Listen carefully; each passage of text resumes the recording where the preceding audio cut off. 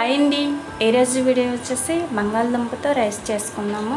నేను ముందుగా వీటిపైన ఉన్న తొక్క తీసి సన్నగా కట్ చేసుకున్నానండి.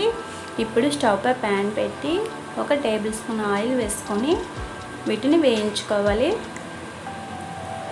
చూసారా, సన్నగా కట్ చేసుకున్నాను. వీటిని కొంచెం వీటిపైన సాల్ట్ వేసుకొని బ్రౌన్ కలర్ వచ్చే వరకు వేయించుకోవాలి. చూసారా, బ్రౌన్ కలర్ వచ్చేసింది. వీటిని పక్కన పెట్టేసుకొని ఇప్పుడు ఒక స్టవ్ పై మళ్ళీ ప్యాన్ పెట్టుకొని 1 టేబుల్ స్పూన్ ఆయిల్ వేసుకొని 1 కప్పు ఆనియన్స్ ముక్కలు వేసుకోవాలి. అలాగే 2-3 పచ్చిమిర్చి కూడా కట్ చేసుకొని వేసుకోవాలి.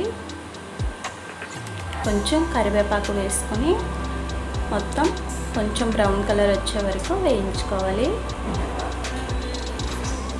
1 చిటికెడు పసుపు వేసుకున్నాను. అలాగే 1/2 టేబుల్ స్పూన్ కారం కూడా వేసుకొని కలిపేసుకుంటున్నాను. కొంచెం సాల్ట్ కూడా వేసుకోవాలి. అయితే రెడీ అయిపోయిందండి. ముందుగా కుక్ చేసుకున్న రైస్ని తీసుకున్నాను నేను. ఇప్పుడు ఆ తాలింపులో ఈ రైస్ని కలిపేసుకోవాలి. చూడండి, తాలింపు మొత్తం కలిసేటట్టుగా కలుపుకోవాలండి.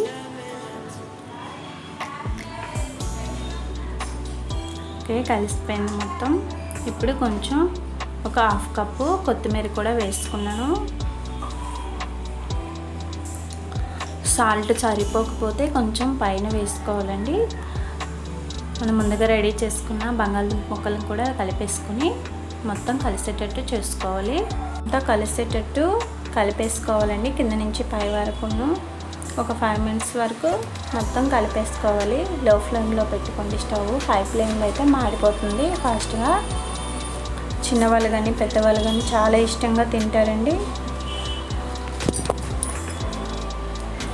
పిల్లలకి అప్పటికప్పుడు ఫాస్ట్గా లంచ్ బాక్స్ ప్రిపేర్ చేయాలంటే చాలా ఈజీగా చేసుకోవచ్చు. నేనైతే మా పాప కోసం ఇలా ప్రిపేర్ చేశాను. డ్రై ఫ్రూట్స్ కూడా యాడ్ చేశాను అనుకున్నాను. 7 బాదం పప్పులు వేసుకున్నాను. అలాగే 7-8 కాజు కూడా వేసుకున్నాను. 3 అంజీర్ కూడా వేసుకున్నాను.